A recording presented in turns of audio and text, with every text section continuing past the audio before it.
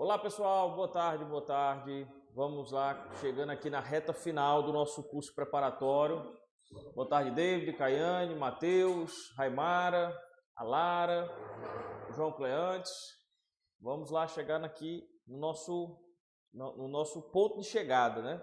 Amanhã, domingo a prova de vocês, amanhã o dia júris, pessoal. É fundamental, como a gente estava conversando ali fora, que vocês nesse momento, não se preocupem mais em aprofundar a leitura de doutrina, mas em revisar conteúdo no máximo, certo?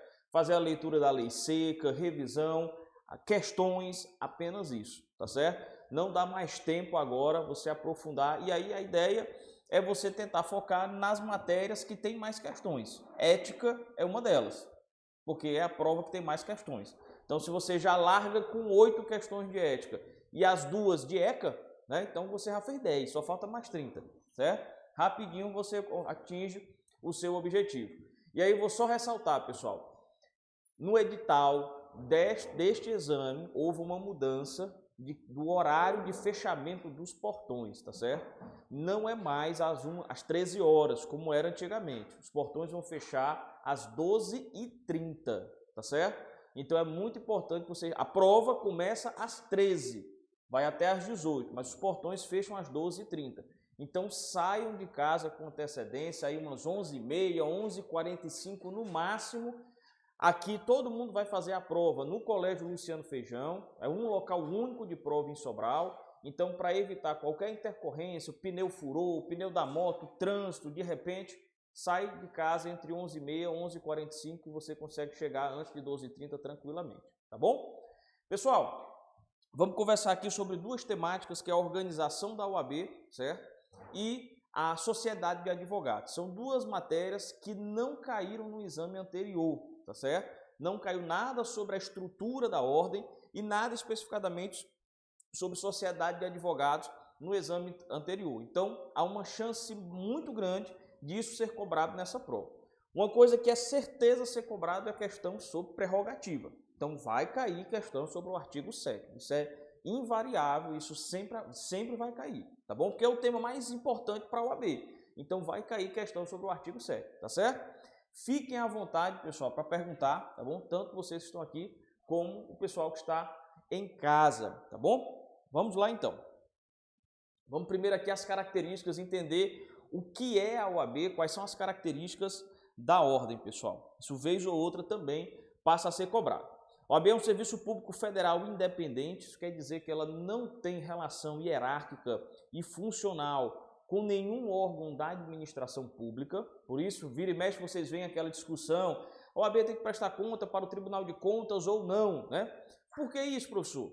Porque a OAB ela é uma entidade de classe, ela é uma entidade classista. As entidades classistas são, em regra, o quê? Autarquias federais, Conselho Federal de Medicina, Conselho Federal de Psicologia. Essas autarquias tradicionais, elas seguem as regras das autarquias federais, tem que fazer concurso, obrigatoriamente tem que fazer concurso público, prestam contas dos valores recebidos ao Tribunal de Contas da União. Só que, no caso da OAB, mesmo sendo uma entidade de classe, mesmo tendo essa natureza de autarquia federal, o STF já em vários julgados destacou que ela possui uma personalidade jurídica uma natureza jurídica sui generis, ou seja, ela é uma autarquia federal, mas ela tem um aspecto diferenciado. Por que o aspecto dela é diferenciado, professor? Por conta, pessoal, da importância que tem essa entidade de classe na administração do sistema de justiça. Ela está prevista constitucionalmente. Então, existe uma independência que é necessária para que ela esteja dentro de um pilar do sistema de justiça e o seu funcionamento se dê a contento. Então, ela não pode dar essa satisfação, ela não pode estar subordinada a um órgão da administração pública para ter essa independência. Então, as contas, por exemplo, da OAB são aprovadas por quem? Pelo próprio Conselho Federal.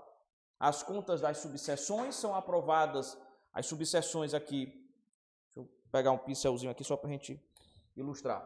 O pessoal de casa também vê, né? Você tem, por exemplo, subseção de Sobral, certo? Aí você tem a seccional Ceará. Aí você tem o Conselho Federal, certo? As subseções, elas podem corresponder a um município ou a vários municípios. Exemplo, Sobral são 24 municípios que estão submetidos, vinculados à subseção de Sobral. Seccional é por estado, então cada estado vai ter uma seccional, todo estado vai ter uma seccional. As contas da subseção, elas são submetidas e aprovadas por quem? Pela seccional. Então o Conselho Seccional aprova as contas da não é o Tribunal de Contas do Estado, ninguém não. É o Conselho da Seccional. As contas da seccional são aprovadas por quem? Pelo Conselho Federal. Tá certo? Então isso é muito importante, justamente para a gente compreender como é que funciona essa dinâmica aqui da ordem. Tá certo? Ah, professor, mas tem julgados quanto a isso? Tem, nenhum julgado ainda chegou a definitivo, tem questionamentos quanto a isso, decisões e tudo, mas nenhum chegou a ponto definitivo. Hoje, o que está valendo é que não há obrigação de prestação de contas junto ao Tribunal de Contas. Isso não quer dizer que a ordem não tenha uma série de regulamentos, de regras para elaboração das contas, para prestação de contas. Tem todo um catatal de normativos internos regulando como é, o que é que pode ser gasto, o que é que não pode, como é que funciona, como é que não funciona, certo? Mas, por exemplo, a obrigatoriedade de realizar concurso público para contratar funcionário? Não, se a entidade é sui generis, ela não tem a mesma obrigação que tem as autarquias federais, certo? A ordem, internamente, ela tem normativos que ela exige que seja feita seleção pública. Então, para contratar alguém dentro da ordem, tem que abrir um edital de seleção pública. Beleza, mas isso é uma decisão interna da ordem, certo? Não é uma obrigação legal, por quê? Porque ela é uma entidade sui generis, certo? Ela goza desse aspecto de autarquia, mas não tem as mesmas obrigações das autarquias federais comuns, tá bom? Tranquilo? Então vamos lá. O uso da sigla da OAB é privativo da ordem, isso quer dizer que eu, como advogado, eu não posso pegar o símbolo da OAB e colocar no meu cartãozinho, certo? Não posso, porque o uso desse símbolo é privativo. Quando você vê o símbolo da OAB utilizado em alguma instituição como parceria, é porque foi autorizada a utilização daquele símbolo em razão daquela parceria.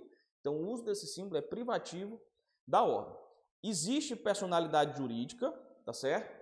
Quem é que vai ter personalidade jurídica, como a gente vai ver? O Conselho Federal tem personalidade jurídica própria, as seccionais têm personalidade jurídica própria, as subseções não têm, a Caixa tem personalidade jurídica própria também. Certo? A gente vai ver aqui, tá certo? Então, quem tem personalidade jurídica própria? Conselho Federal, seccional e Caixa. Tanto é que quem pode ajuizar ações civis públicas, ações de controle de constitucionalidade, seja a nível estadual, a nível federal, é o Conselho.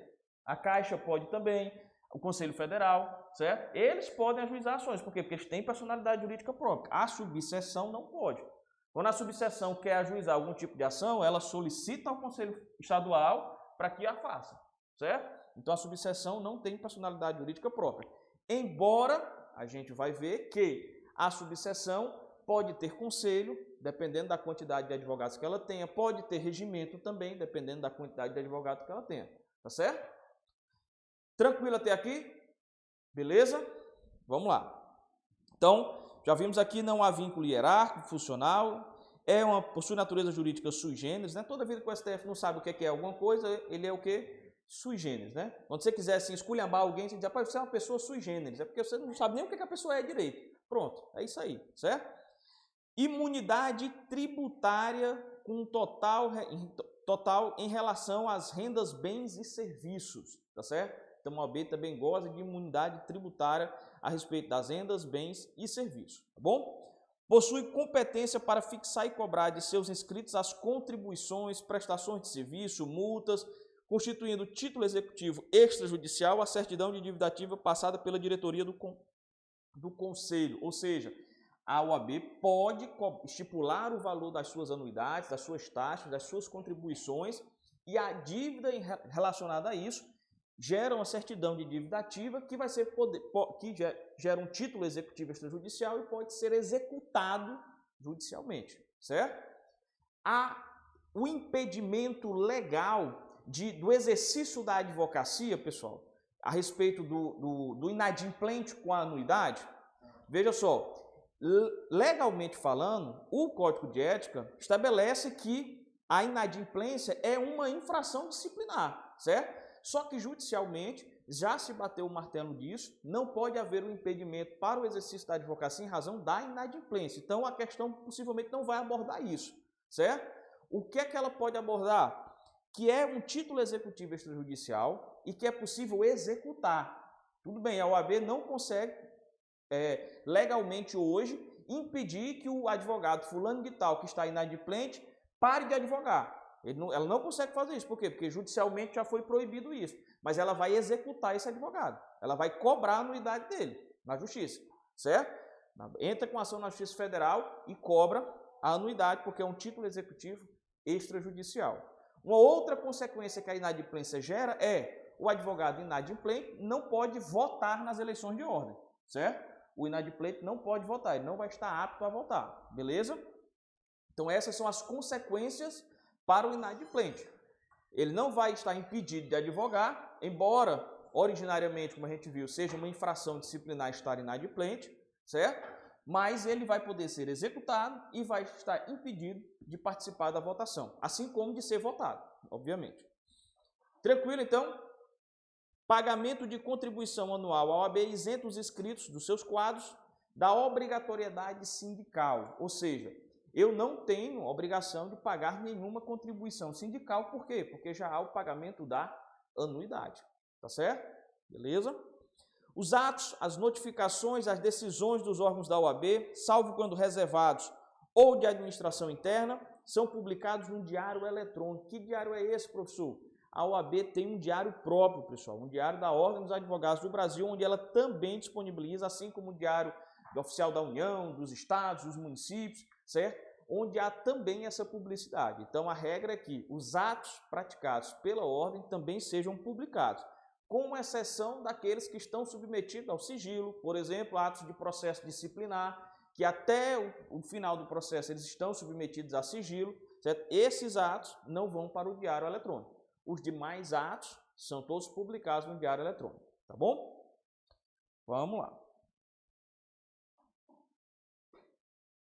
Os presidentes dos conselhos e das subseções da OAB têm legitimidade para agir judicial e extrajudicialmente contra qualquer pessoa que infringir as disposições ou fins desta lei, bem como ainda tem legitimidade para intervir, inclusive como assistentes, nos inquéritos e processos em que sejam indiciados, acusados ou ofendidos os inscritos na OAB. Ou seja, um advogado está respondendo a um processo, tem relação com o exercício da advocacia. O presidente do conselho, a subseção, pode ele mesmo nomear um representante para participar desse processo como um assistente. Ele não vai ser o advogado do colega que está sendo acusado. Ele vai atuar como um assistente para verificar se todas as regras legais das prerrogativas dos advogados estão sendo cumpridas. Pronto, é isso que o assistente vai fazer.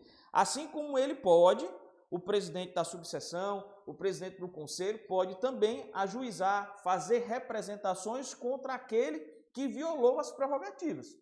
Você pode representar contra uma autoridade policial, representar contra um magistrado, representar contra um promotor, contra qualquer autoridade que tenha violado, qualquer pessoa que tenha violado uma prerrogativa. Então é possível, ele tem legitimidade para isso, tá certo? Não é necessário que a vítima que teve, o advogado, a advogada que teve a violação de prerrogativa exercida contra ele, atue junto. Eu posso só chegar para o presidente e dizer, ó, eu tive uma prerrogativa violada, quero que seja tomada uma providência, mas eu não quero me indispor. Então ele vai lá e representa, narra o que aconteceu e faz a representação, certo? Tranquilo?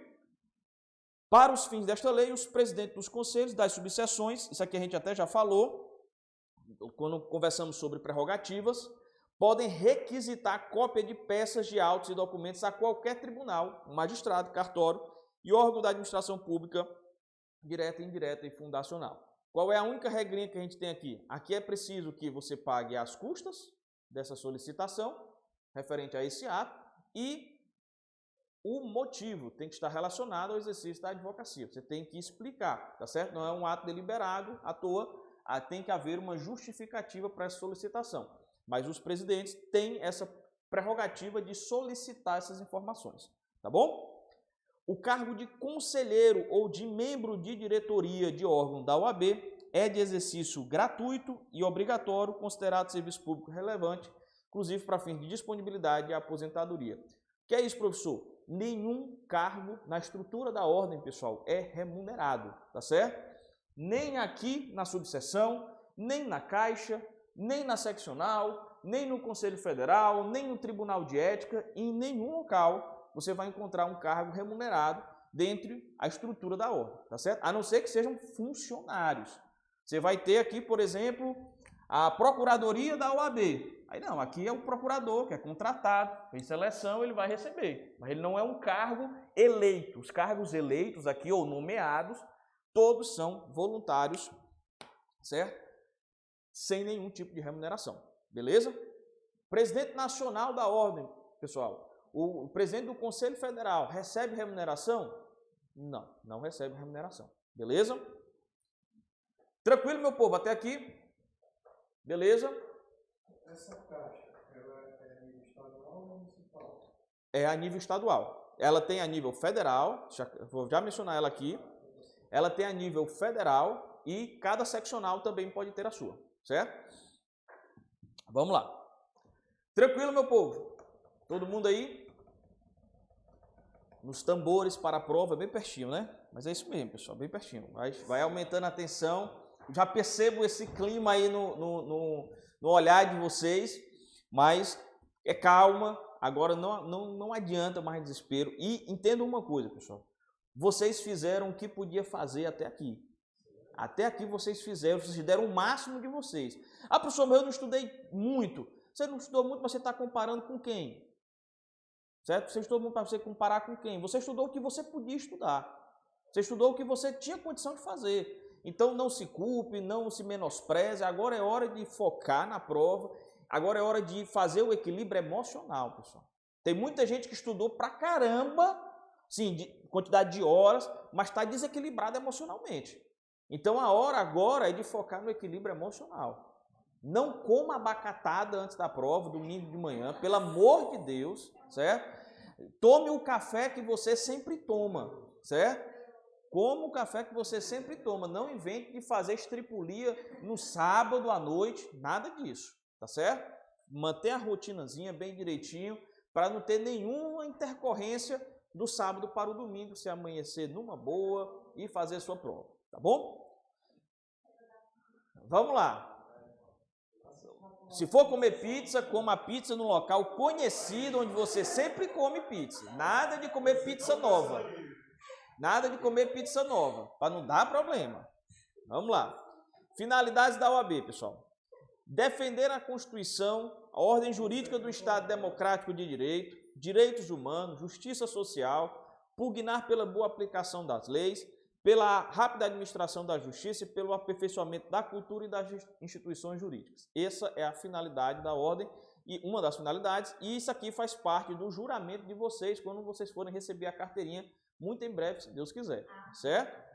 Promover com exclusividade a representação, defesa, seleção e disciplina dos advogados em toda a República Federativa do Brasil. Ou seja, não pode ser criado uma outra entidade, um outro órgão que represente e exerça esse controle de disciplina, seleção, representação dos advogados. Somente a ordem tem essa autonomia, tá certo? Não existe outra possibilidade. Até porque isso está previsto aonde?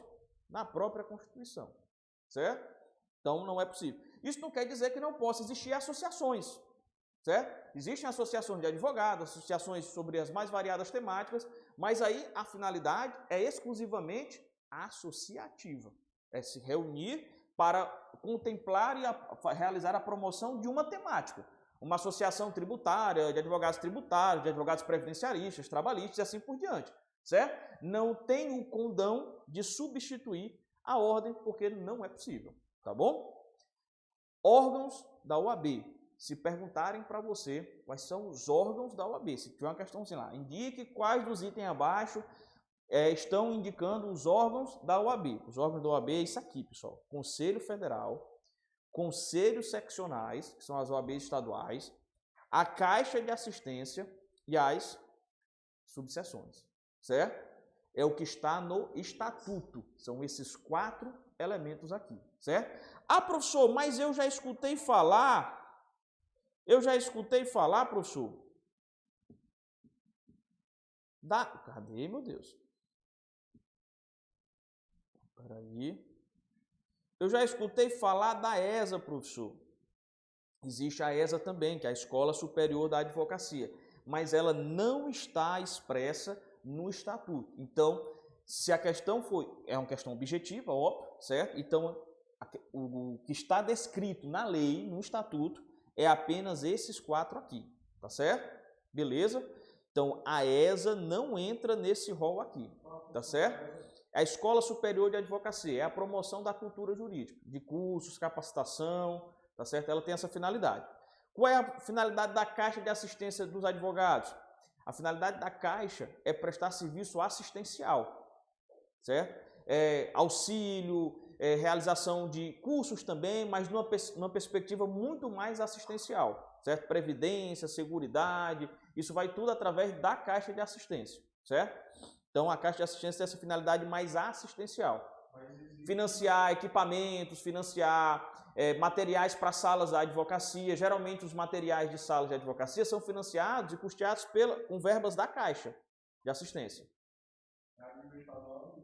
Pronto, nós temos ela a nível federal, a Caixa de Assistência dos Advogados, certo? A nível nacional. E a seccional também pode ter, se ela tiver 1.500 advogados inscritos.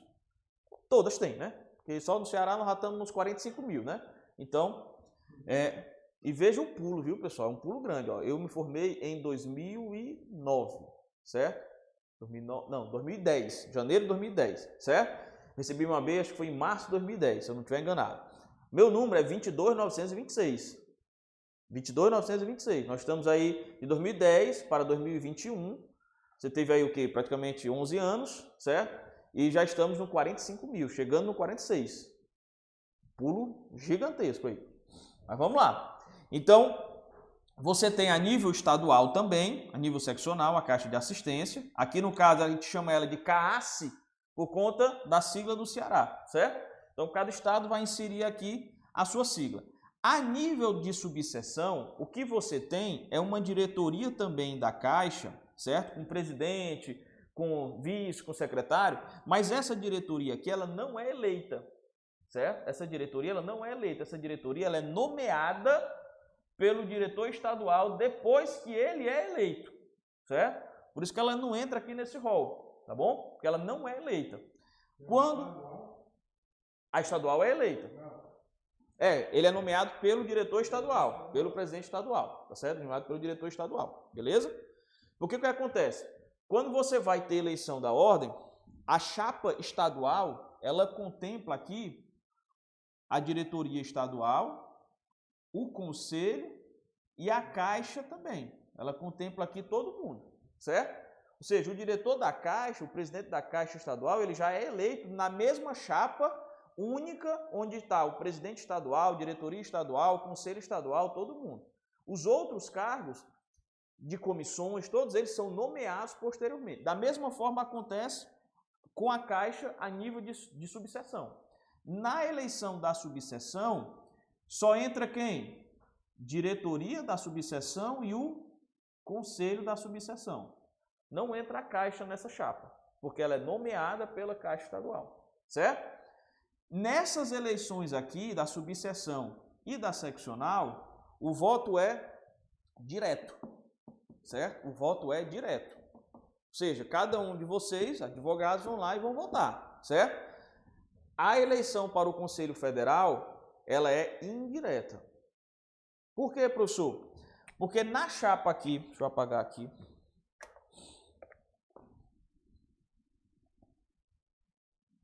Vamos lá. Na chapa aqui do Conselho Seccional, além da diretoria do Conselho e da Caixa, você tem 3 conselheiros federais que vão fazer parte da chapa, certo? Aí o que acontece? essa eleição aqui, ela acontece a cada 3 anos, o mandato são de 3 anos, certo? Ela vai acontecer na segunda quinzena de novembro. Não tem data definida, certo? A seccional que define. Então, mas ela acontece na segunda quinzena de novembro. Do dia 15 ao dia 30 ela pode acontecer, certo? Então, ela acontece na segunda quinzena. Esses 3 conselheiros federais que vão ser eleitos aqui pela seccional, que fazem parte dessa chapa única, eles vão para o Conselho Federal. E aí, lá no dia 31 de janeiro do ano seguinte, eles escolhem a composição da diretoria do Conselho Federal. Presidente, vice, secretário, secretário-geral adjunto e tesoureiro. Certo? Sabe, professor, mas nesse voto aqui, cada estado aqui o São Paulo, que tem mais advogados, vai ter mais gente, vai ser mais favorecido? Não. Por quê? Porque esses conselheiros federais não são como os deputados, que é proporcional por cada estado. São como os senadores, a quantidade é igual. São 3 conselheiros federais por estado, independentemente se tem 400 mil advogados, como São Paulo, ou se tem 45 mil, como Ceará. Certo? São 3 advogados como conselheiros federais em cada estado. Então, no dia 31 de janeiro, eles se reúnem, é a composição do conselho, se reúnem e eles vão escolher a sua diretoria. Presidente, a chapa, né? Que é formada de forma única. Presidente, vice, secretário-geral, secretário adjunto e tesoureiro. Esses 5 nomes vão ser eleitos por eles. Tomam posse dia 1º de fevereiro. Certo? Aí o resto fica à disposição do Conselho Federal. Os conselheiros federais, aí eles compõem o Conselho Federal. Aí o que acontece? As temáticas a nível do Conselho são votadas por eles, todos eles, certo? Essa delegação de cada estado, formada por 3 conselheiros, eles votam por delegação. O voto deles não é individual. Só tem uma exceção que o voto é tomado de maneira individual. Alguém sabe qual é a exceção? É nessa eleição aqui, para escolher a diretoria. Nessa eleição, para escolher a diretoria, eles votam de maneira individual. Agora, em qualquer outra decisão, está se discutindo um problema a nível nacional, na OAB, e precisa ter votação no Conselho, para fazer uma resolução, fazer alguma coisa, certo? Aí vai a delegação do Ceará, a delegação de São Paulo votar. Eles não votam individualmente, eles votam por delegação. A pergunta é, como vota a delegação do Ceará? A favor ou contra? Como vota a delegação do Amazonas? A favor ou contra? É um voto só, justamente, certo? Eles votam por delegação, não é de forma unitária. O único momento em que eles votam individualmente é na hora de escolher a diretoria para o conselho. Aí o voto é individual, certo? Mas nos demais momentos é por delegação. E se o assunto que está sendo votado falar sobre a minha seccional, sou da delegação do Ceará, por exemplo, sou conselheiro federal da delegação do Ceará. O problema é no Ceará. Estamos votando para uma discussão de uma demanda que vai acontecer no Ceará. Eu, delegação do Ceará, posso votar? Não posso votar. Eu posso opinar.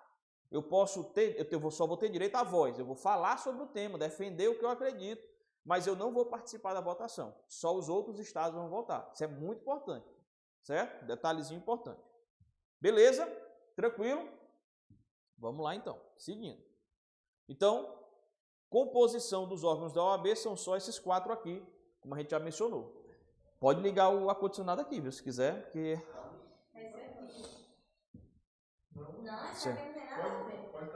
Pode tacar o pau nisso aqui.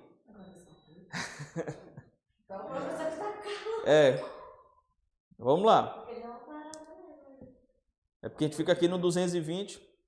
Vamos lá, pessoal. Então, o Conselho Federal possui personalidade jurídica própria, como a gente já mencionou, onde é a sede do Conselho Federal na capital da República, em Brasília, certo? É o órgão supremo da OAB, é a última estrutura recursal da ordem, certo? Quando a pessoa é condenada no TED, vai recorrer para o Conselho Seccional, do Conselho Seccional pode recorrer para o Conselho Federal, certo? Então, o último órgão de estrutura de recurso é o Conselho Federal, porque ele é o órgão supremo, certo? Toda a sua estrutura e funcionamento estão no Regulamento Geral da Ordem, tá bom? Composição do Conselho. você vai ter, como a gente já mencionou, a diretoria do conselho, presidente, vice, secretário-geral, secretário adjunto e tesoureiro. Essa composição aqui, pessoal, ela se repete para a subseção e para a seccional, tá certo? É a mesma composiçãozinha aqui da diretoria da seccional e a diretoria da subseção tem essa mesma composição, certo? Fora os conselheiros, né? Aí você vai ter os conselheiros, tá bom? Vão se reunir em assembleia para fazer votações. Mas a diretoria é composta por esses 5 membros aqui, tá bom? Beleza. O presidente do Conselho Federal exerce a representação nacional e internacional da OAB, podendo se apresentar como presidente nacional da ordem, tá certo? Porque, na verdade, ele é presidente de um conselho, do Conselho Federal, mas o próprio regulamento diz que ele pode se apresentar como sendo o presidente nacional da ordem, para fazer essa representação, tanto internamente como internacionalmente, tá bom? Composição do Conselho Federal. Você vai ter, por estado, o quê? 3 conselheiros federais titulares e 3 suplentes, certo? Como a gente já mencionou, essa equipe aqui, esses 3, é a mesma quantidade por cada estado da federação, vão ter direito a voz e voto, e a gente mencionou, votam por delegação, única exceção da votação individual é quando vão votar a diretoria do conselho, já destacou. Vai fazer parte também do Conselho Federal os ex-presidentes do Conselho Federal, só que eles só vão ter direito à voz, eles não vão poder votar, certo? Então, o sujeito é ex-presidente do Conselho, ele quer participar de uma sessão, ele pode ir? Pode. Tem lá o lugarzinho dele reservado, pode falar, mas ele não pode votar, tá bom? Presidente dos Conselhos Seccionais. Presidente da OAB Ceará, o presidente da OAB São Paulo, quer participar de uma sessão do Conselho Federal, ele pode ir? Pode, o assento dele é do lado da delegação dele, do lado dos 3 conselheiros federais, mas ele também só tem direito a voz, certo? E o presidente do Instituto dos Advogados do Brasil e dos detentores da medalha Rui Barbosa, que é uma honraria dada pela OAB. Também são convidados do conselho e só tem direito à voz. O que é esse IAB, professor? Certo? É o órgão que precedeu a OAB, certo? O Instituto dos Advogados do Brasil foi o órgão que precedeu a OAB, por isso essa menção aqui a ele. Então, esse órgão ainda existe, mais uma perspectiva de mérito, de honra, né, de história, mas ele tem uma cadeira no Conselho Federal, assim como tem também nas seccionais, tá certo? Vamos lá. Observações sobre o Conselho Federal. Presidente do Conselho Federal, nas deliberações do Conselho, tem voto apenas de qualidade e o direito de embargar a decisão se esta não for unânime. Então, em regra, o presidente do Conselho Federal, ele não vota, ele só vota se der empate, certo? Voto de qualidade, tá bom? O voto do Conselho Federal é tomado por delegação, já mencionamos, e o Conselheiro Federal não vota nas matérias de interesse do seu estado, da sua seccional, apenas opina. Na eleição para a diretoria do Conselho Federal, os votos dos conselheiros são tomados de maneira individual, já destacamos. No exercício do mandato, o Conselheiro Federal atua representando o interesse de toda a advocacia e não só da sua seccional. Então, o Conselheiro Federal da OAB, representante do Ceará, ele não está lá para brigar só pelo Ceará. Ele está para brigar pelo Brasil todinho, certo? Por qualquer problema que envolva a advocacia no Brasil, certo? O Conselheiro Federal não pode exercer qualquer outro cargo na OAB. Ou seja, se eu sou conselheiro federal, eu não posso ser membro da diretoria do meu estado. Eu não posso fazer parte dos quadros da ordem do meu estado, porque eu já sou conselheiro federal, certo? Não posso cumular esses cargos. As competências estão previstas no artigo 54, como é um rol bem extenso, não faz sentido a gente fazer a leitura toda aqui. Mas vão desde, e geralmente qualquer conselho está apto a fazer. Estipular resoluções, regimentos, a organização interna, aprovar contas, tá certo? Estão todas no Estatuto, artigo 54. Vamos lá. Divisão interna do Conselho. O Conselho Federal, pessoal, é composto por alguns órgãos, tá certo? Você vai ter o Conselho Pleno, que é presidido pelo Conselho Federal, pelo presidente do Conselho, o presidente nacional da OAB. O órgão especial do Conselho Pleno, que aí quem preside é o vice-presidente. A primeira, segunda e terceira Câmara, que aí sucessivamente você vai ter secretário-geral, secretário adjunto e o tesoureiro presidindo. Isso porque Porque é igual Câmara de Julgamento de Recursos, pessoal. As demandas chegam para lá de recursos de processos disciplinares, de uma série de demandas das seccionais e são distribuídas para as câmaras conforme as competências que são divididas. Porque não faria sentido qualquer demanda que tivesse, você fosse discutir reunindo os 81 conselheiros federais no país todinho. Não faz sentido. Então, se divide por câmara, igual acontece em câmaras de julgamento de recursos, certo? Aí você vai ter a diretoria e a presidência exclusivamente, tá certo? O conselheiro federal possui comissões permanentes e comissões temporárias definidas em provimento, designadas pelo presidente, integradas ou não pelos conselheiros federais. Ou seja, assim como vocês veem a nível estadual e a nível de subseção, a comissão temática, comissão da OAB, direito do consumidor, comissão de direito previdenciário, comissão de direito trabalhista e tal, também tem essas mesmas comissões a nível federal, certo? Então, tem um rol de comissões que são permanentes, mas também podem ter comissões criadas temporariamente para atender determinada demanda, tá bom? Quem participa destas comissões também é de modo voluntário, não há remuneração. E aí elas são nomeadas pelo presidente. Se for uma comissão federal, presidente nacional, estadual, presidente estadual e da subseção, o presidente da subseção, tá certo? Tá que eu vou ficar doente. Mas não é Covid, viu, pessoal? É crise alérgica mesmo. Quem tem a doença do zite, né? Rinite, sinusite, faringite, ele sofreu nesta época de Covid, porque qualquer coisa era Covid, né? Mas é isso mesmo. Vamos lá. E a gente pressente, porque a garganta começa a arranhar, sabe? Você bebe água, a garganta chega a dar uma arranhada. Mas é isso mesmo. É selva, ninguém desiste não. A prova é domingo, pô. A prova é domingo. Bora acordar, bora acordar. Não, a prova é domingo. Aqui é só crise alérgica, certo? Bora acordar. Ai, meu coração, a Ramara já gritou aqui, ó. É isso mesmo, pessoal. Vamos lá. Conselho seccional. Vamos aqui conhecer a estrutura agora do Conselho seccional. Assim como o Conselho federal também tem estrutura própria, tá bom? Aliás, personalidade jurídica própria. Você vai ter um Conselho seccional, o presidente, vice-secretário-geral, secretário adjunto, tesoureiro, mesmo rol de diretoria, todos eles eleitos, com direito a voz e voto. Você vai ter o conselheiro seccional, a composição do conselho seccional. Essa composição varia, que a gente vai ver aqui no próximo slide, de 30 a 80 conselheiros, tá certo? Depende proporcionalmente da quantidade de advogados que tem inscritos na seccional, tá certo? Os ex-presidentes do conselho seccional da OAB do estado também fazem parte, só que aí começa aquele grupo de pessoas que só tem direito à voz, não votam. Só o ex. Não, só o ex-presidente. Não é a antiga diretoria, é só o ex-presidente, que faz parte como convidado, membro honorário e tem direito à voz. Oi.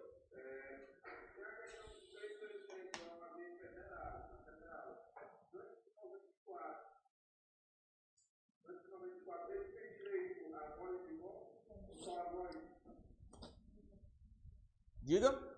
Quer falar? Antes de 90... Não, pessoal. Só a voz, certo? Os ex-presidentes têm direito só à voz, tá certo? Tranquilo? Os ex-presidentes só têm direito à voz, tá certo?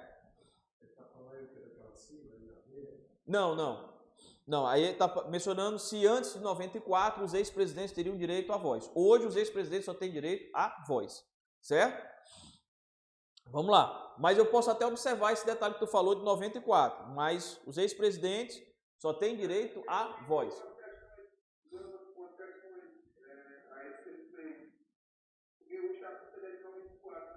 Sim.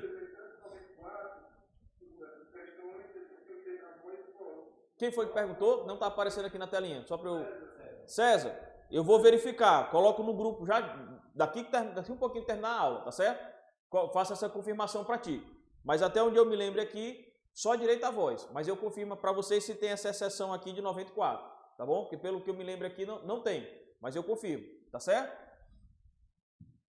Beleza? César? Beleza. Pronto. Confirmo já para vocês aqui. Só terminar a aula eu confirmo. Presidente do IAB, e aí no caso Instituto Cearense dos Advogados também, o IAB ele vai ter a nível estadual também, tá certo? Também tem direito à voz. O presidente do Conselho Federal, se quiser vir para uma sessão estadual, ele também passa a ter direito à voz. Os conselheiros federais também, se eles forem para as sessões do seu estado, também têm direito à voz. O presidente da Caixa e o presidente de alguma subseção. O presidente da subseção de Sobral quiser ir para uma sessão do Conselho Estadual, ele vai e tem direito o quê? À voz. Quem é que vai ter direito a voto? Somente os conselheiros, tá certo? E a diretoria. Que, na verdade, pessoal, a diretoria, ela também é o conselho, certo? O conselho aqui é tudo, certo? O conselho é, por exemplo, se esse conselho aqui, subseção de Sobral, hoje ela tem 30 membros, 30 titulares, aliás, tem 15 membros, 15 titulares e 15 suplentes, certo? Desses 15 aqui, 5 são os diretores, os outros 10 são conselheiros titulares e aqui eu tenho mais 15 conselheiros suplentes, certo? A diretoria, ela compõe um conselho. A gente menciona os cargos da diretoria, por quê? Porque você tem os cargos oficiais de presidente, de vice, de secretário-geral, secretário adjunto e de tesoureiro, tá certo? Mas esses cargos aqui, eles compõem o conselho também, tá certo? E aí aqueles advogados que foram contemplados com a metade da voz também podem ter direito à voz. Só direito à voz. Só direito à voz.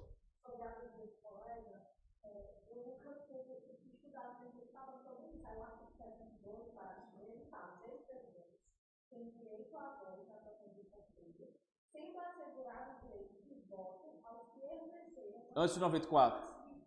Confirmado, César, então. Ou em seu exercício se encontrava naquela data. Confirmado, César. Antes de 94, direito a voto. Bote aí uma observaçãozinha aqui, não me lembrava desse detalhe. Antes de 94, direito a voto, certo? Voto antes de 94, tá certo? Até 94 tem direito a voto. Professor, aqui em Sobral tem alguém que já ganhou essa medalha? Não me recordo, cara. Não sei lhe dizer se alguém já ganhou essa medalha. Agora, essa medalha Rui Barbosa, ela é dada a nível federal. Ela não é dada pelas seccionais, certo? A nível das seccionais, você tem outras medalhas. Você tem a medalha advogado padrão, aqui na OAB Ceará, e tem outra, a nossa subseção tem uma também, certo? A Rui Barbosa, se eu não estiver enganado, é só a nível federal. Ela só é concedida pelo Conselho Federal. A da OAB Ceará é outro patrono, é outro nomezinho. Vamos lá então. Dúvida esclarecida. Valeu, César. Características do Conselho Seccional. Mínimo 30, máximo 80 membros, pessoal, certo? Como é que vai se dar essa proporcionalidade? Menos de 3.000 advogados até 30 membros. A partir de 3.000, você vai ter mais um membro para cada grupo de 3.000, podendo chegar até 80 membros, certo? O da OAB Ceará, salvo engano, tem 60 e poucos membros, se eu não estiver enganado, certo? Eu sei que de Sobral, hoje, ele tem 30 membros, 15 titulares e 15 suplentes, e nessa próxima eleição ele vai aumentar mais 10. Então ele vai passar a ter 40 membros, 20 titulares e 20 suplentes, certo? Então é possível que também o da OAB Ceará tenha aumentado um pouquinho, mas eu não me recordo aqui de cabeça qual é a quantidade. Mas esse é o máximo, 80 membros, beleza? Tranquilo? Competências privativas do Conselho Seccional vai seguindo muito parecido com as competências da Constituição Federal, Constituição Estadual, mesmo competências semelhantes ao do Conselho Federal, de regimento interno, de aprovação de conta das subseções, só que tudo a nível da sua competência estadual, beleza? Vamos lá. Subseções são criados pelo Conselho Seccional, que determina sua área territorial, limite, competência e autonomia. Não é municipal, pessoal, certo?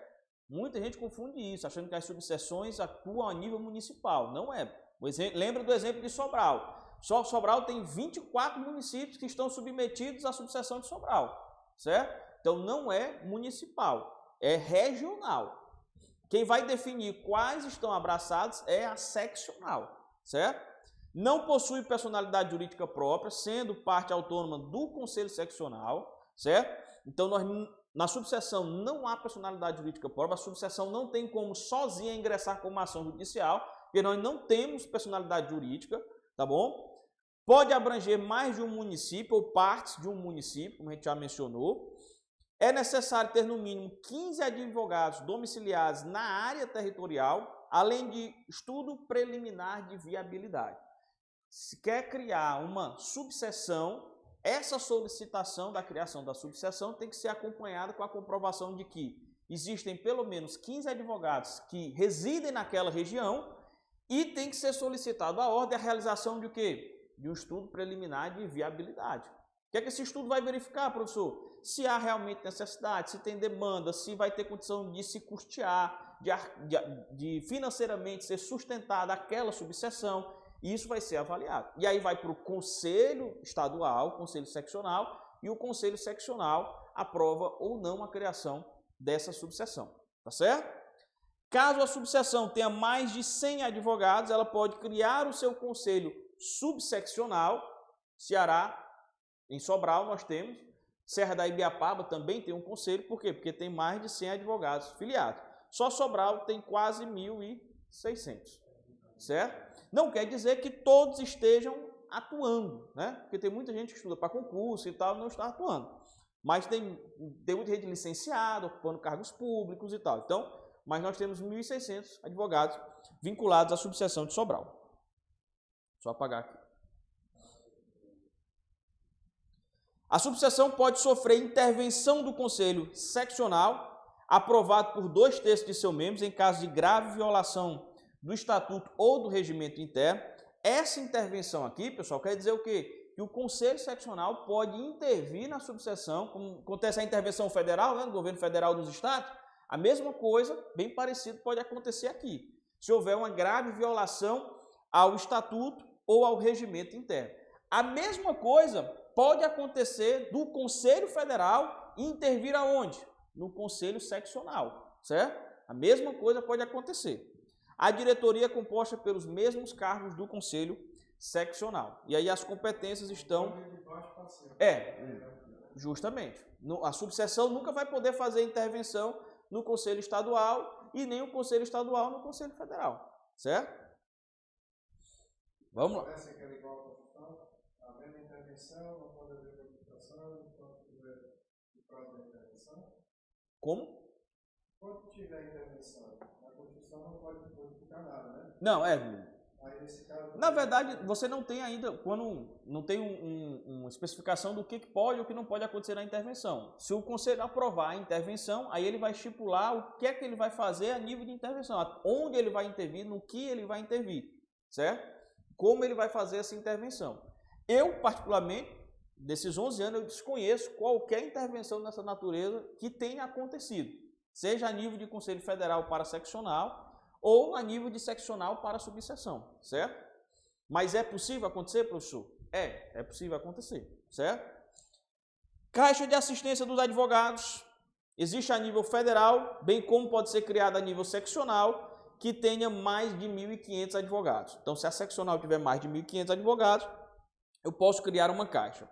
Personalidade jurídica própria, adquirida com a aprovação e registro do Estatuto no Conselho Seccional. Então, a Caixa de Assistência, pessoal, ela é uma entidade específica, com personalidade jurídica própria. Tanto é que ela recebe parte da receita, tá bom? Da seccional, da receita das anuidades. Por lei, parte dessas receitas vai para a Caixa. É diferente da Escola Superior da Advocacia.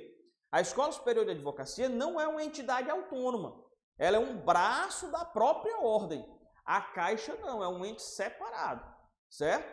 Faz parte, são entidades co-irmãs, mas não é um órgão vinculado. Ela tem personalidade jurídica própria, tem autonomia, tá certo? Então, possui finalidade de prestar assistência aos advogados, promovendo benefícios, bem como seguridade complementar.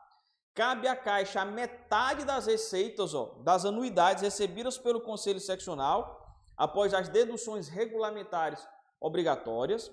Em caso de extinção da Caixa, seu patrimônio vai para o Conselho Seccional e o Conselho Seccional pode fazer intervenção na Caixa no descumprimento das suas finalidades, desde que seja aprovado no Conselho com 2/3, certo? Então, o Conselho pode intervir na Caixa de Assistência, beleza?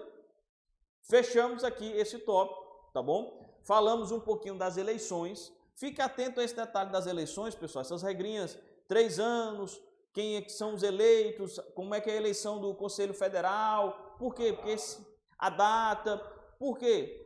Porque esse ano tem eleição na ordem. Então pode ser, a prova de vocês está bem pertinho aí da eleição, a eleição é em novembro, a prova de vocês é agora em outubro, exatamente no Ceará, vai acontecer exatamente um mês da eleição, a eleição é 17 de novembro, então pode ser que haja a possibilidade de alguma temática relacionada à organização da OAB e às eleições ser cobradas nessa prova, tá bom? Então é importante essa atenção.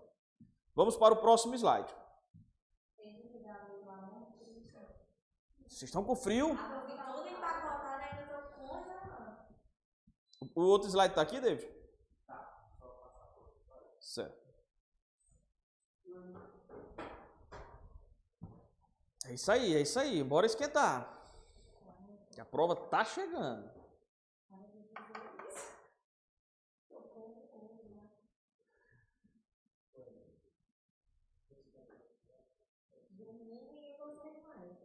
É puxado, pessoal.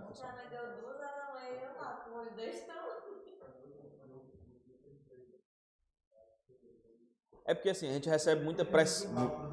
A gente, quando vai fazer uma prova dessa, e a gente percebe, quando passa por isso, a gente percebe que são ciclos. E que, na verdade, quando você passa, você percebe, nem é isso tudo que eu imaginei que era. Por quê? Essa mesma pressão, muitos de vocês tiveram quando foram fazer vestibular a primeira vez. Né? Aí agora terminou a faculdade, outra pressão, prova da UAB. Depois que passar a prova, vai ter outra pressão, que é ingressar no mercado de trabalho, abrir o próprio escritório, fazer seu posicionamento profissional, se estabilizar financeiramente, certo? Então, assim, é só mais uma etapa, pessoal. Não me encarem como sendo assim, minha vida só vai dar certo se eu passar na prova. Se você encarar desse jeito, a prova é um bicho-papão. Ela vai lhe consumir. Não encare desse jeito.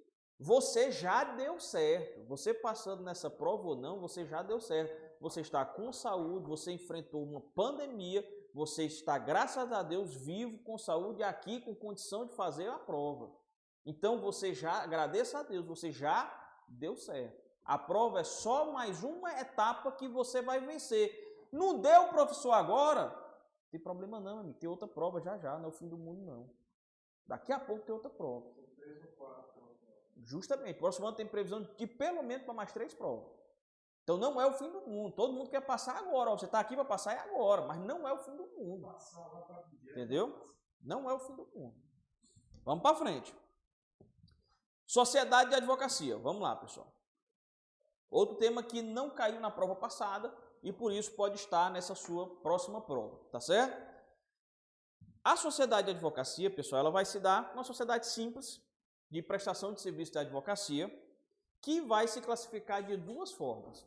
Ou você vai ter a sociedade unipessoal de advocacia, formada por um único advogado, é a sociedade do sozinho, certo? É contraditório, porque é uma sociedade pressupõe mais de uma pessoa, né? Mas por isso que é o nome sociedade unipessoal, é você sozinho, fazendo de conta que é um ente coletivo, tá certo? É isso mesmo, é possível? É uma peculiaridade da advocacia. Por quê, professor? Porque se percebeu na prática que muitos colegas não tinham sócio, abriam o escritório sozinho, e aí não tinha como constituir uma pessoa jurídica porque precisava obrigatoriamente de um sócio. E aí se criou essa modalidade, a sociedade unipessoal de advocacia, e a outra, que é a tradicional, a sociedade pluripessoal de advocacia. Tá certo? Eu posso ter a sociedade unipessoal formada originariamente, por exemplo, a minha sociedade é uma sociedade unipessoal. Eu posso ter a sociedade formada originariamente, ou eu posso ter sido uma sociedade pluripessoal, mas o meu sócio saiu, fiquei sozinho, então eu passo a ser uma sociedade unipessoal. Tá certo? Regrinha de ouro, pessoal. Muita gente já me perguntou isso, até saindo da faculdade e tal. Professor, alguém, um colega, um amigo quer investir aqui no meu escritório, quer montar um escritório junto comigo e tal, mas ele não é advogado, ele pode ser meu sócio? Não, pessoal, certo? Na sociedade de advogados, seja unipessoal, seja pluri, só pode ser sócio advogado. Uma questão que era de estagiário inscrito na OAB poderia integrar. O estagiário inscrito na OAB, ele pode até sofrer processo disciplinar pela ordem, mas ele não pode compor sociedade de advogados, certo? Professor, eu tenho aqui um sócio que vai ser um cara, um grande investidor. Se ele não for advogado, não adianta, ele não pode ser seu sócio, certo? A sociedade, pessoal, está sujeita às mesmas regras do regulamento, do estatuto, do código de ética, tá certo? A sociedade, pessoal, ela recebe um número, tá bom? Ela vai ter um número também. Paga anuidade, a sociedade. No Cresce paga? Paga. Na OAB não paga. A sociedade de advogado não paga anuidade. Só paga anuidade o advogado de modo individual. É uma peculiaridade. Na grande maioria dos conselhos, quando você constitui a pessoa jurídica, você tem a anuidade da pessoa jurídica, a anuidade individual do profissional para pagar. Você pagar duas. Na OAB, você não tem o pagamento da anuidade da pessoa jurídica. Você só tem a anuidade da pessoa física, do advogado. Certo? Observação importante. É. Justamente. Justamente. A do Cresce é quase 600 pau, você sabe disso? É. Hoje a da OAB Ceará está em torno de 900 e pouco, né? 900 e pouco. Aí tem... Tanto serve para o físico como o jurídico. aí você tem a questão dos descontos, né? Por exemplo, vocês não vão pagar a anuidade cheia, vocês vão ter desconto de 50%. E ainda é proporcional à época que vocês se inscreverem. Porque se você se inscrever no começo do ano, é 50% do valor cheio, porque é a anuidade do ano todo. Se você se inscrever no meio do ano, é 50% do valor da metade, e assim por diante. Depende da proporcionalidade do tempo que vocês ingressaram. Você tem a taxa do procedimento do processo administrativo e depois tem a taxa da anuidade. São duas taxas. São duas taxas. Essa, se ele passou agora, essa daí não é a anuidade, de 500 e pouco. Essa daí é a taxa da inscrição. Se ele passou agora, deve ter a taxa da anuidade de quem passou agora está em média dos 200 e uns quebrados, porque é proporcional. Entendeu? Essa é a da inscrição. Da carteirinha e tudo. Vamos lá. Não constitui sociedade empresarial, pois adquirem personalidade jurídica com registro dos atos constitutivos no Conselho da Seccional. Ou seja, pessoal, os atos constitutivos da minha sociedade de advocacia, eu não vou na junta comercial registrar, eu não vou no cartório de pessoas jurídicas registrar. Onde é que eu vou fazer esse registro? Na própria OAB, na seccional. Onde, se eu vou abrir o meu escritório em Sobral, seccional do Ceará. Se eu vou abrir meu escritório em Fortaleza, seccional do Ceará. Se eu for abrir no meu escritório lá em Teresina, seccional do Piauí. Certo? Então eu tenho que abrir e registrar na seccional onde o meu escritório terá sede. Tá certo?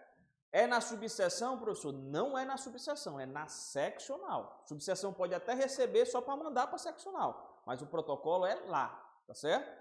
Porque aí vai se criar um processo administrativo, tem as taxas que você vai pagar também, vai se verificar se o seu contrato social está dentro do que é exigido pelo regulamento, tudo direitinho, se os sócios são advogados, tudo direitinho. Seccional. Vamos lá. Abertura de filial, professor. É possível? Eu posso ter um escritório em Sobral com uma filial no Massapê, não tem problema nenhum. Veja, pessoal, aqui nós estamos falando da sociedade de advogados constituídas oficialmente. Por quê? Porque você vai ver muito na prática e talvez algum de vocês acabe nessa situação também. Eu, por muito tempo, estive nessa situação. Eu tive uma sociedade só de fato. Eu e minha sócia tínhamos uma sociedade de fato. Pronto. Nós não tínhamos pessoa jurídica formalmente constituída. É possível, professor, isso acontecer? É. Tem muitos colegas. E aí dividem só as despesas. É muito comum isso acontecer.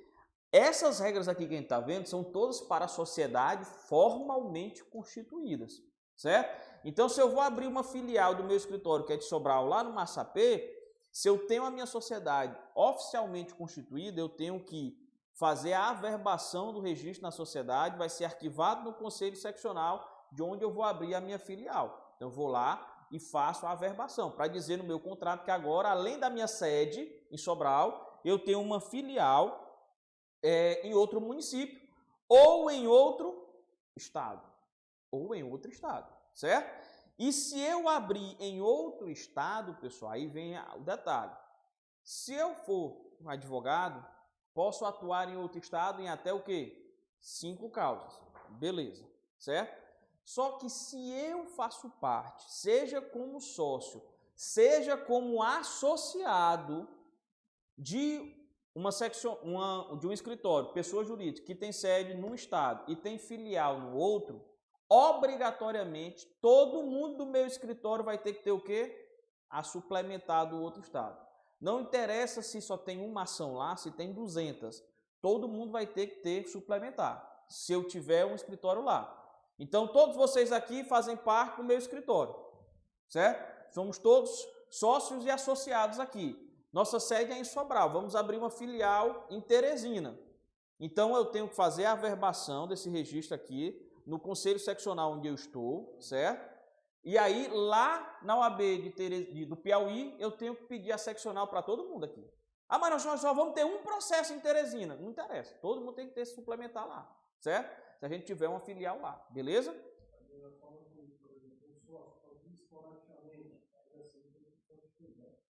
Não, se eu for como sócio, nós somos, vamos lá, o mesmo exemplo, nós temos uma sociedade de advocacia, nosso escritório é em Sobral, beleza, aí você vai advogar na Bahia lá, se você vai advogar na Bahia e nós não temos escritório lá, não, aí se montar lá, tem que ter suplementar, se aí tem uma filial na Bahia, sem ter uma filial no Piauí, em São Paulo, onde a gente tiver filial, nós vamos ter que suplementar em todos esses estados. Aí nós vamos pagar muita anuidade, porque cada estado vai ter que pagar a anuidade da suplementar. Tem que valer a pena. Mas tem, pessoal, escritórios, tem um escritório em São Paulo, que é um dos maiores da América Latina, o escritório do Nelson Williams.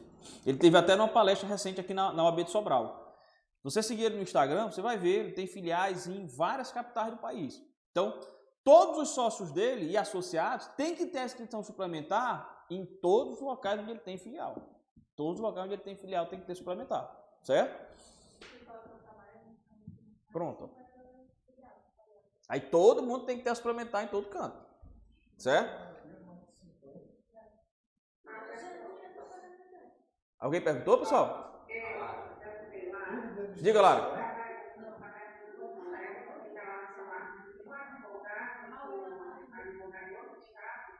Isso, Lara. Ele perguntou se a sede é em Sobral, temos uma filial no Piauí e uma filial na Bahia.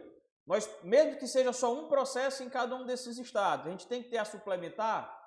Tem, se eu tiver filial em todos eles. Onde eu tiver filial, eu tenho que ter suplementar, tanto dos sócios como dos associados, tá certo? Agora, se nós temos um escritório que a sede é exclusivamente em Sobral, nossa sede é só em Sobral, aí o Cláudio vai advogar na Bahia. Se ele só vai advogar na Bahia, nós não temos escritório lá, ele vai advogar em até 5 causas por ano, não precisa tirar suplementar, se ele só vai advogar em até 5 causas por ano, certo? Se passar disso, aí ele precisa tirar suplementar, mesmo que a gente não tenha escritório lá, tá bom? Mas aqui a suplementar é só quando muda o estado. Só quando muda o estado. Diga.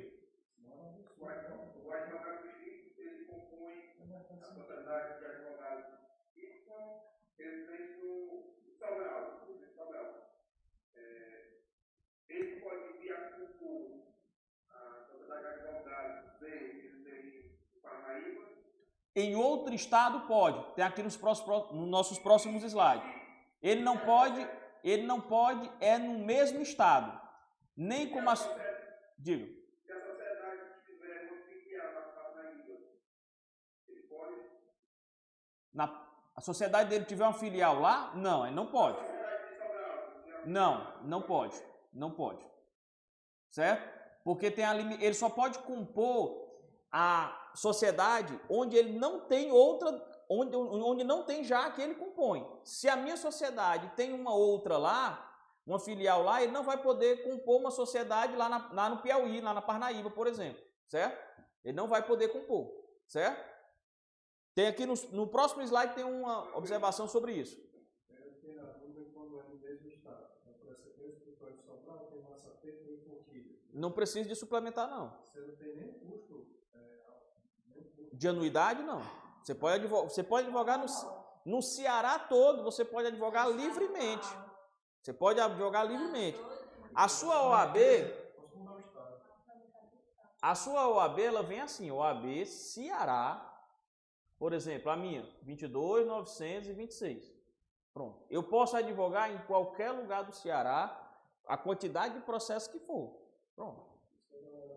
Certo? Agora, se eu for para Pernambuco,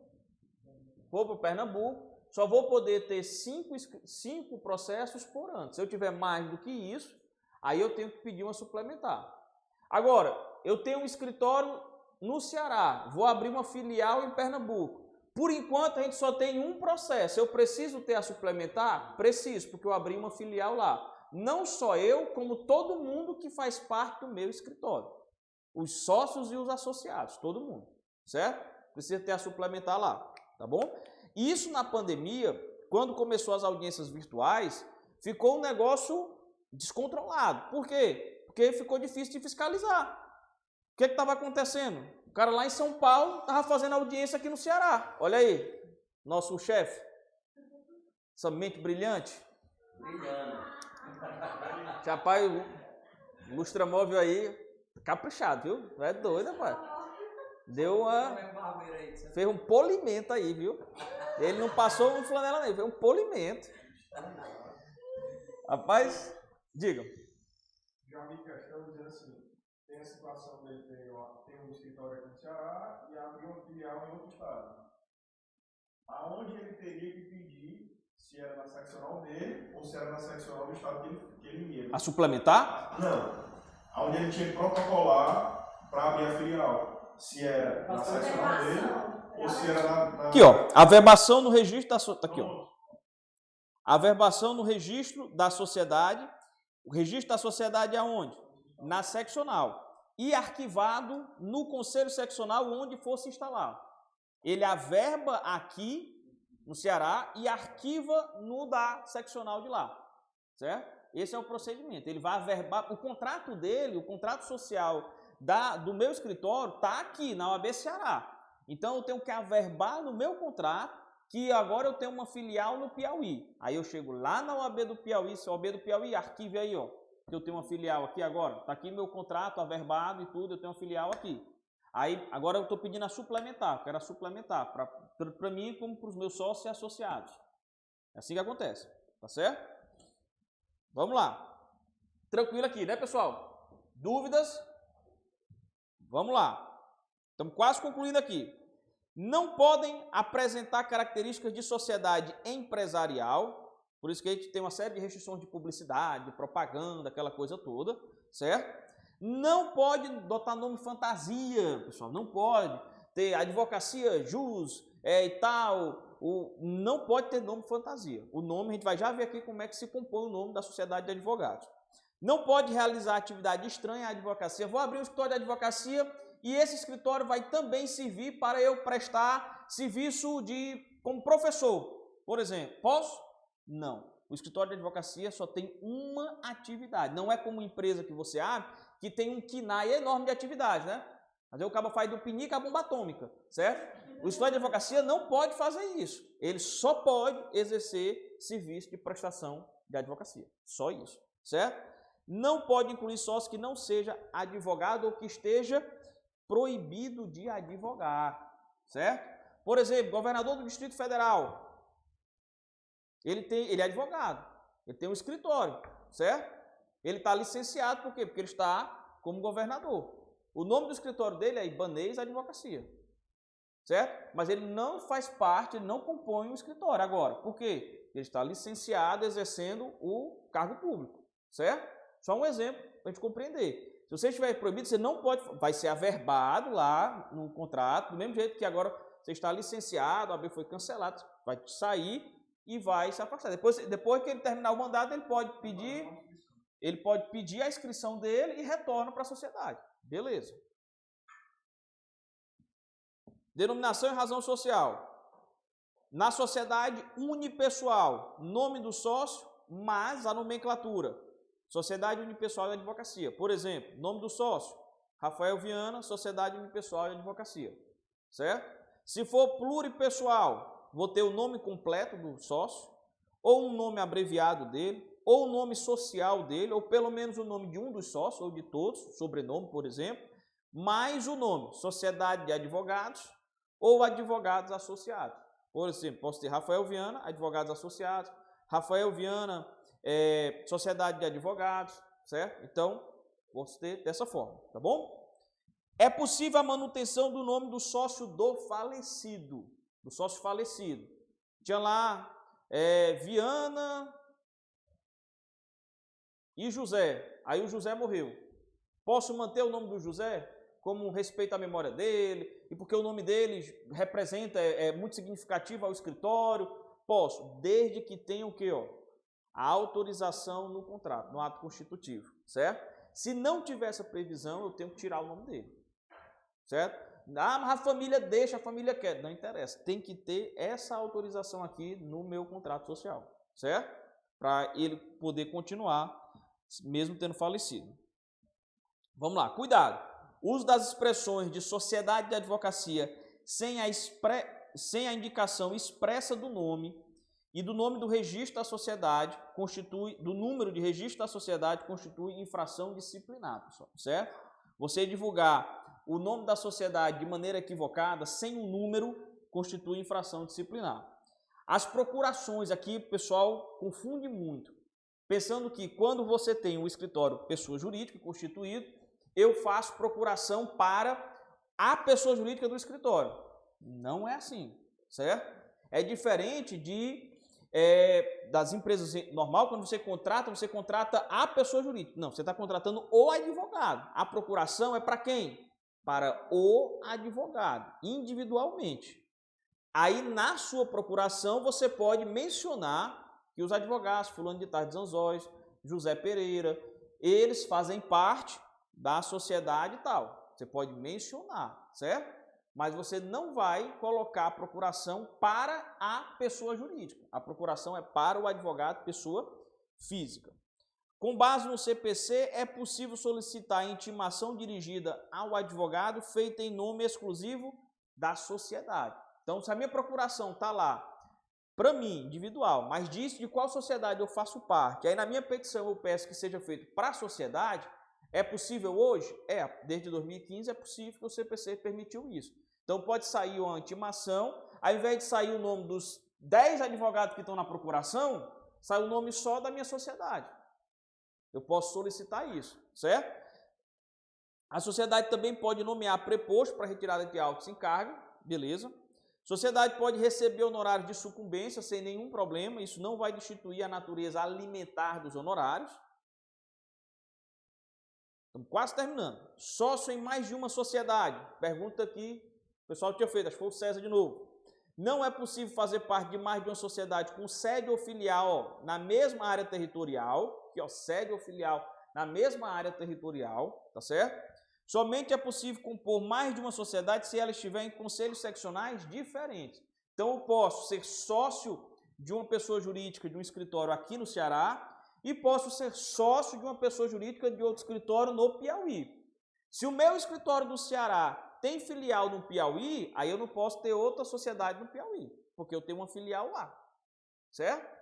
Então eu tenho que estar numa seccional, num estado, onde eu não tenha nada da minha filial ou do meu escritório lá, beleza? A mesma regra vale para o advogado associado, não é só para o sócio, certo? Professor, o que é esse advogado associado? O que é? Né? Como é que funciona esse advogado associado? O advogado associado, pessoal, ele é um parceiro da sociedade. Ele, em regra, ele é um parceiro da sociedade, ele não recebe uma remuneração fixa. Por quê? Porque se você recebe uma remuneração fixa, fechada, você é um advogado empregado. Vai ter que ter carteira assinada, vai reconhecer vínculo empregatício. O advogado associado, ele não preenche os vínculos empregatícios, porque o horário dele é flexível, ele não se submete completamente à subordinação da empresa. Então, ele é um associado, é quase um sócio. E aí ele recebe por participação dos honorários, certo? Ele recebe por participação dos honorários. Ah, professor, mas eu conheço ali uma pessoa que é um associado e recebe um fixo. Aí é outra história, né? Tem um abismo entre o que a lei diz e o que acontece na prática. Isso sempre acontece, não só aqui, em qualquer outra área. Mas isso é a regra do advogado associado. Ele participa como um parceiro da sociedade e aí por isso não há vínculo empregatício com ele, porque ele faz um contrato com a sociedade. Ele entra como associado. Esse contrato do associado, ele é averbado lá na seccional, certo? Ele é averbado na seccional o contrato do associado, tá bom? Sociedade entre cônjuges é possível, independentemente do regime de bens, tá certo? Os advogados que fazem parte de uma mesma sociedade não podem atuar para clientes com interesses opostos, tá bom? Então, eu e o Mário Vitor, por exemplo, somos sócios ou associados. Aí chegou na nossa empresa, nossa pessoa jurídica, um cliente com interesse X e outra pessoa com interesse Y. E eles estão se batendo aqui. Aí estamos fazer o seguinte, Mário Vitor, tu advoga para um, eu advogo para outro e ninguém perde de nada, de nenhum dos lados. A gente ganha dos dois lados, é possível? Não é possível, pessoal, certo? Isso não é possível nem se eu e o Mário Vitor tivermos uma sociedade de fato só. A gente não tem ela formalmente constituída, nós somos sócios de fato, rachamos despesa no nosso escritório. Nós podemos fazer isso? Não podemos. Isso não é só infração disciplinar, como é crime, pessoal. É o crime de tergiversação, certo? Isso também é crime, tá bom? Eu não posso fazer esse tipo de prática, tá certo? Assim como eu não posso, ao mesmo tempo, advogar para as duas partes. É o mesmo delito aqui, eu não posso advogar para as duas partes. Certo? Eu não posso combinar aqui uma lide, vou ficar aqui de um lado, mas está combinado com o outro, eu também estou representando ele, na verdade eu represento ele, mas vou advogar para ti, só para dizer. Não pode também, certo? É esse mesmo delito aqui, tá bom? Vamos lá. Cancelamento ou licenciamento da OAB do sócio. Sócio que eu tiver sua OAB cancelada, ele gera alteração do contrato social, porque ele sai do contrato social. O sócio que tiver sua OAB licenciada, um afastamento temporário, averba no contrato, mas não precisa alterar sua Constituição original, que é o caso do governador de Brasília, por exemplo, certo? Advogados associados, já mencionei, é possível a sociedade receber advogados associados sem gerar vínculo empregatício. O contrato é averbado no registro da sociedade, da seccional. Responsabilidade dos sócios. Respondem subsidiária e ilimitadamente pelos danos causados aos clientes, sem prejuízo da responsabilidade disciplinar. O associado também responde do mesmo jeito.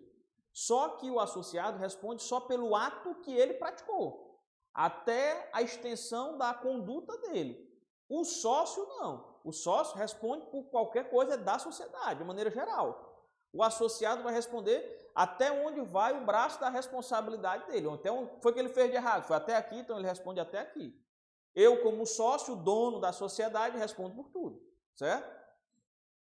E quando chega a sociedade, vai responder subsidiariamente? Todos dois, subsidiariamente e limitadamente. Até onde... Não, aqui você vai ter que configurar as perdas e danos, Vai ter que constituir o que foi as perdas e danos dessa responsabilidade, e aí vai ser uma execução normal. Se você não pagar, vai entrar no trâmite da execução comum. Certo? Tranquilo? Beleza, pessoal? Fechamos o nosso conteúdo, 3h32. Amanhã a gente se vê, né? virtualmente no nosso dia Júris, e domingo estarei com vocês no dia da prova. E depois da prova a gente vai estar aqui nessa bancada fazendo comentários das questões aqui, interagindo com vocês, viu? Deus quiser.